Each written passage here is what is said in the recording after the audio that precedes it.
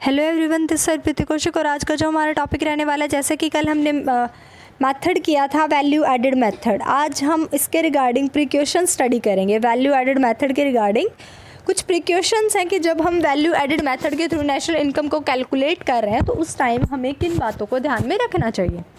तो फर्स्ट जो बात आती है हमारी, वो आती है value of the sale and purchase of second hand goods.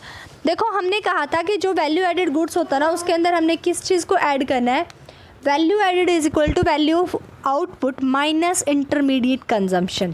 तो मुझे ये बताओ कि जब हम नेशनल इनकम को काउंट कर रहे हैं तो क्या हम ऐसी इनकम को, ऐसी वैल्यू को कैलकुलेट करेंगे जो कि हमें ऐसे सेकेंड हैंड गुड्स को बेचने की वजह से आ रही है, या फिर मतलब परचेज़ किया सेकेंड हैंड गुड्स तब। तो कहते हैं कि क्या हम इसे जीडीपी के अंदर वैल्यू एडेड के अंदर ऐड करेंगे या नहीं करेंगे। तो आंसर है नहीं करेंगे। क्यों नहीं करेंगे हम वैल्यू एडेड के अंदर?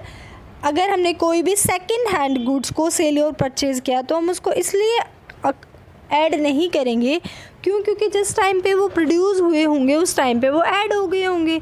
यानी जब कार बनी, बाय चांस कार का एग्जांपल लेते हैं हम, तो कार जब बिकी है तो फर्स्ट टाइम जब वो फाइनल गुड्स बनी है तभी हमने नेशनल इनकम के अंदर उसको काउंट कर लिया। अब बार बार उसी कार को बेचा जा रहा है, ख़रीदा जा रहा है, तो बार बार हम उसको ऐड करेंगे? नहीं करेंगे ना, कि वैल्यू ऐड तो एक बार हुआ है कंट्री के अंदर, एक बार वो कार बनी है, तो उस कार की जितनी भी फाइनल वैल्यू है, अगर जितनी भी मतलब बाई चांस मान लो 50 लाख 40 लाख जितने लाख भी उसकी कार की वैल्यू है, तो उसको एक बार काउंट कर लिया हमने।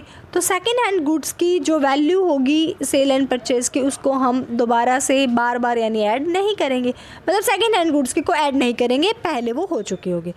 सेकेंड कहता है कि जो कमीशन अर्न किया गया है, जो कमीशन, तो जो हमने कमीशन अर्न किया है बाय चांस, अभी जो जिस सेल और परचेज़ की हम बात कर रहे थे, तो अगर sale and purchase second hand goods का किया जाता है तो क्या उस पे जो कमीशन अर्न किया उसको ऐड करेंगे या नहीं करेंगे? कमीशन को ऐड करेंगे हम। क्यों करेंगे कमीशन को ऐड?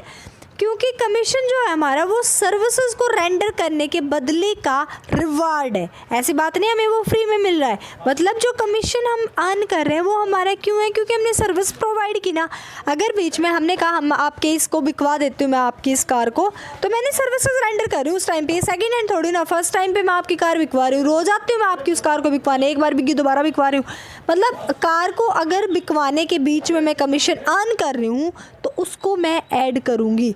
यानी कि अगर सेल एंड परचेज़ केवल सेकेंड हैंड गुड्स को हो रहा है तो वो ऐड नहीं होगा, लेकिन अगर कमीशन अर्न किया जा रहा है sale and purchase of second hand goods पे तो हम उसको ऐड करेंगे नेशनल इनकम को काउंट करते टाइम। थर्ड में कहता हूँ on account production of goods of the producing units.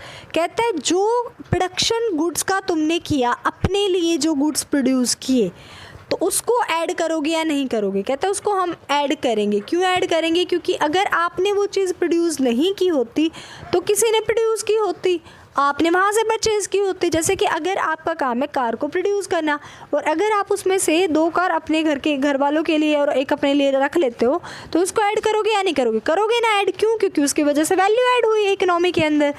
क्योंकि अगर आपका काम नहीं होता कार को प्रोड्यूस करना तो आपको कहीं और से लेनी पड़ती, और जब आप वहाँ से लेते तो इस टाइम तब हो जाती वो वैल्यू एडेड, तो उसको आप ऐड करोगे। अगर प्रोडक्शन कर रहे हो सेल्फ कंजम्पशन के लिए तो उसकी भी इम्पोर्टेड वैल्यू को आप काउंट करोगे। यानी कि जैसे होता है ना, गेहूँ है, चावल है, उगा रहे हो अपने खेत में, वैसे मतलब जो फालतू होता है उसको तो बेच देते हो, लेकिन कुछ अपने लिए रख लेते हो, तो जो तुमने अपने लिए रखा है उसको भी आप काउंट करोगे। दैन उसके बाद इंटरमीडिएट गुड्स को तो हम ऐड ही नहीं करते। क्यों? क्योंकि डायरेक्ट माइनस कर देते हैं value of output minus intermediate consumption. उसके बाद जो इम्पोर्टेड रेंट होगा ओनर का, उसको भी ऐड करोगे। यानी आपने घर जो था वो रेंट पे लेना था बिज़नेस के लिए, लेकिन आपने क्या किया, आपके पास घर एक्स्ट्रा था, आपने उसी को ले लिया बिज़नेस में, तो उसका जो इम्पोर्टेड रेंट है उसको आप काउंट करोगे नेशनल इनकम को कैलकुलेट करते टाइम।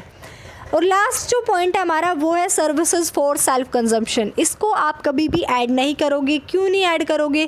क्योंकि आप सेल्फ कंजम्पशन के लिए सर्विसेज प्रोवाइड कर रहे हो, तो ऐसे सर्विसेज की जो वैल्यू होती है वो काउंट करना बहुत ज़्यादा डिफ़िकल्ट होता है। और इसमें आपको एग्जांपल रखना है याद, हाउस वाइफ्स। जैसे कि आपको पता है कि आपकी मम्मा कितना काम करती है घर पे, सारे किचन को संभाल रहे होते हैं, सारा काम कर रहे होते हैं, लेकिन उनकी जो वो सर्विसेज रेंडर कर रही हैं जो घर के साथ, उनके बच्चों के साथ, फैमिली के साथ इमोशंस जुड़े हुए हैं, उनकी वैल्यू को काउंट करना पॉसिबल नहीं है, इसलिए नेशनल इनकम के अंदर वो सर्विसेज की वैल्यू ऐड नहीं की जाती। तो ये थी हमारी आज की जो हमने स्टडी की कि प्रिकॉशंस क्या क्या ध्यान में रखने हैं जब हम नेशनल इनकम को काउंट कर रहे हैं वैल्यू एडेड मेथड्स के थ्रू। तो आज के लिए इतना ही। Thanks for watching, like share comment and subscribe Ritik Kaushik classes. Bye bye, take care, keep watching.